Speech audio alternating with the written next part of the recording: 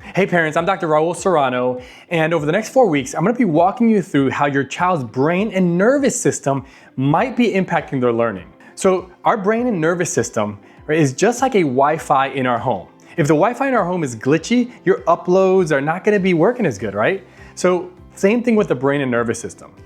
Today we're talking about the brain being the boss. And what I mean by that is this: your brain controls everything. And the state that the brain and nervous system is in will dictate how well your learners are learning. And let me kind of explain this a little bit. In your brain and nervous system, there's a part of the system that's called the autonomic nervous system. This is kind of like the program that runs your body automatically, right? The autonomic nervous system. And within that system, there are two parts to that system. You have a sympathetic side, which is your fight, flight, freeze response. That's your stress response.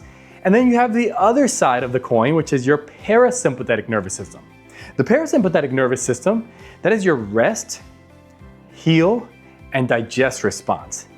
And what a healthy nervous system should do is should be able to go between both of those regularly, naturally, right? When you have a little bit of stress, you go into a stress response, and then you come back over to a parasympathetic rest heal response. The way I like to think about this is that your sympathetic response is your protection mode or your go response. And on the other side, your parasympathetic nervous system, that is your growth and learning response. And here's the thing, for Dr. Bruce Lipton, he did a lot of research on this. He's the father of what they call epigenetics, how our environment impacts how we grow and heal.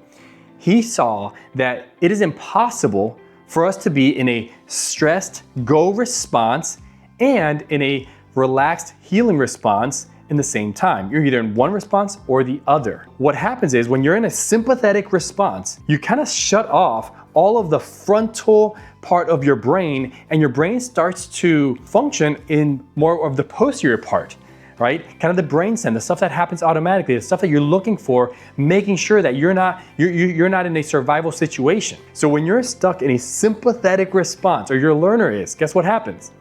Their learning literally goes down the drain. In a lot of cases, you're there as a parent and you're watching your child and you think they're just not being very attentive, they're being very fidgety, they lack some discipline or whatever it may be.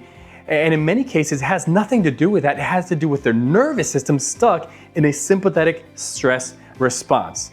So here's the key for week one.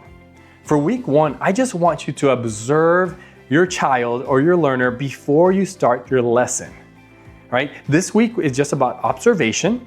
So take 10, 20, 30 seconds before you start the lesson and just observe.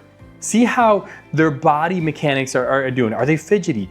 Is their posture all over the place? Can they stand still? And if that's happening, we know that their nervous system is a little bit more in the tone of a sympathetic tone. If you see that your child is nice and relaxed, calm, that is a posture that is telling you that they are in a more parasympathetic tone and they're ready to learn. In week two, I'm gonna go over tone and I'm gonna give you some actionable steps to start taking to get your child out of the sympathetic stress response and helping them switch over to a parasympathetic heal, rest, digest, and learn response.